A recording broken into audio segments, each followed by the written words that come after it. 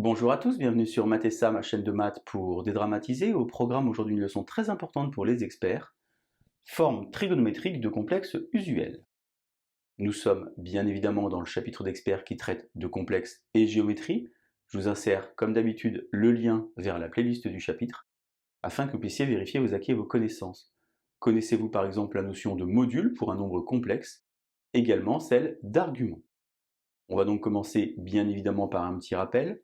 Soit Z un nombre complexe non nul de forme algébrique Z égale A plus IB, avec A et B deux nombres réels, non tous nuls. En d'autres termes, A et B ne peuvent pas être nuls en même temps, ce qui permet donc de dire que Z n'est pas le complexe nul. Alors Z égale R facteur de cos θ plus I sinus θ s'appelle donc la forme trigonométrique de Z, avec une notion très importante. D'abord, R est strictement positif, ça s'appelle le module, et θ appartient à moins pi, ça s'appelle l'argument. Dans la vraie définition de la forme trigonométrique, θ appartient à R, mais vous verrez que dans le cas pratique, vous allez toujours écrire la mesure principale. Je vous insère d'ailleurs le lien vers la vidéo de la classe de première spécialité pour vous entraîner. Ce sera évidemment bien plus joli.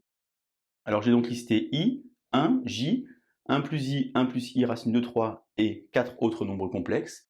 Si vous vous sentez suffisamment à l'aise, eh bien mettez la vidéo en pause et essayez d'écrire à chaque fois les formes trigonométriques pour ces nombres complexes. Et on se retrouve évidemment juste après pour la correction. Allez, un brouillon, un crayon, et c'est parti. Alors d'abord, évidemment, Z égale I, le premier complexe que vous avez appris. I qui est donc situé sur l'axe des ordonnées, ça s'appelle un imaginaire pur. On va donc transformer l'écriture de I en écrivant simplement que I est égal à 0 plus 1I. Vous remarquez ici que Z a pour module 1. On va donc dire qu'on cherche un nombre de complexe θ, avec cos θ qui vaut 0 et sin θ qui vaut 1.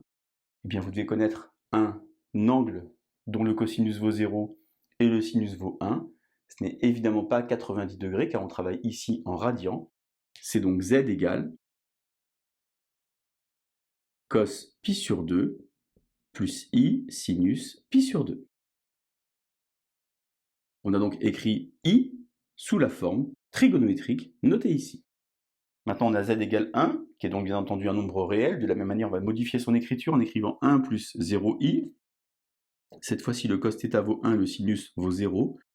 Eh bien, l'angle nul a pour cosinus 1 et pour sinus 0. Attention, il s'agit donc ici de 0 et pas θ. On va donc avoir 1 facteur de cos 0 plus i sinus 0. Deux premiers exercices basiques. On passe maintenant à Z égale J. Vous ne connaissez peut-être pas J. J qui est donc un nombre complexe particulier. Je vous insère le lien vers la vidéo de Mathessa qui traite du nombre J. Si vous voulez vous entraîner, car J a pour expression moins 1 demi plus I racine de 3 sur 2. En d'autres termes, J est situé dans le deuxième quadrant.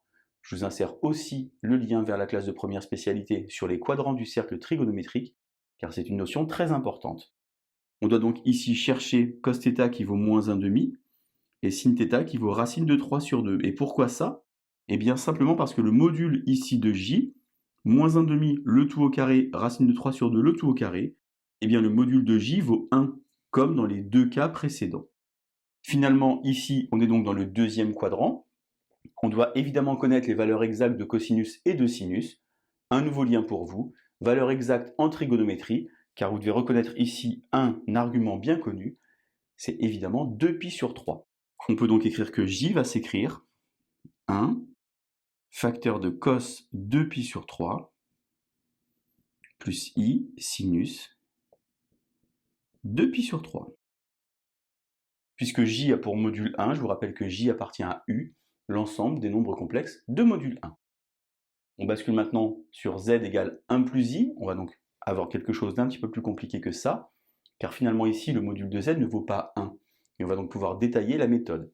D'abord, pour calculer le module de Z, c'est racine de A carré plus B carré. Attention ici, A vaut 1 et B, ce n'est pas I, mais B, c'est 1. On va donc avoir 1 au carré plus 1 au carré, c'est-à-dire racine de 2. On va donc alors factoriser par le module pour faire apparaître ici quelque chose que vous allez reconnaître, car en factorisant par le module, eh bien ici je vais devoir rendre rationnel, c'est-à-dire enlever la racine carrée au dénominateur.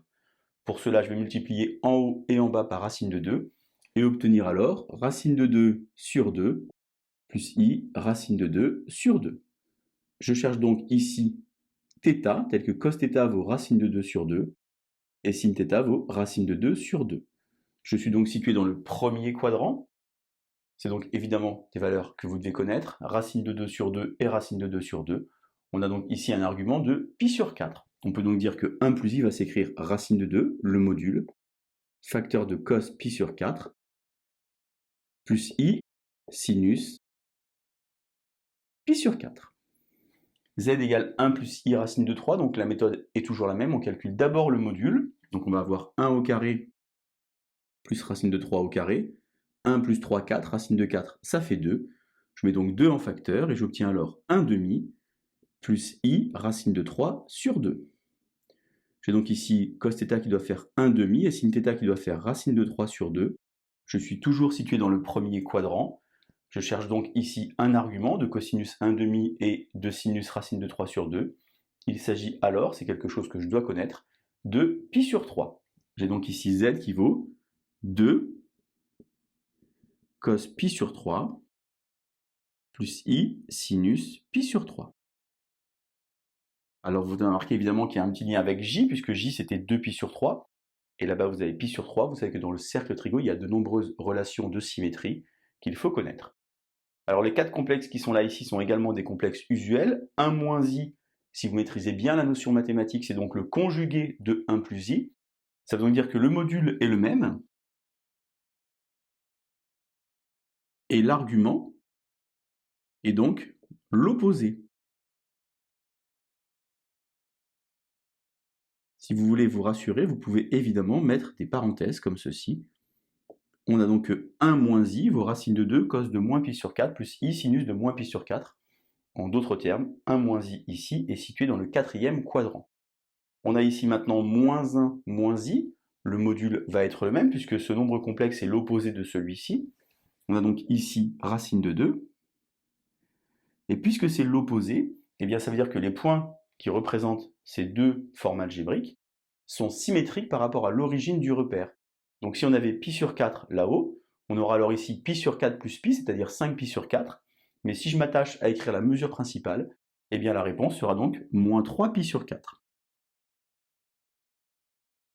Et je me rends compte évidemment que moins 3 pi sur 4 est bien situé dans le troisième quadrant. Maintenant j'ai racine de 3 plus i, et attention, il y a un piège, évidemment ça n'a pas de lien ici et ici, puisqu'il faudrait refaire la même méthode, ici, avec donc un module qui vaut 2,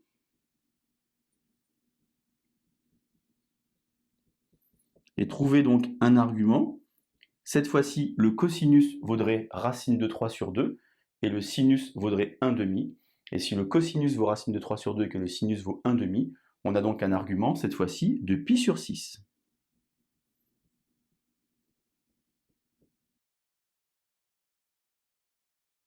Et enfin, moins racine de 3 moins i, cette fois-ci opposé de ce nombre complexe, le même module.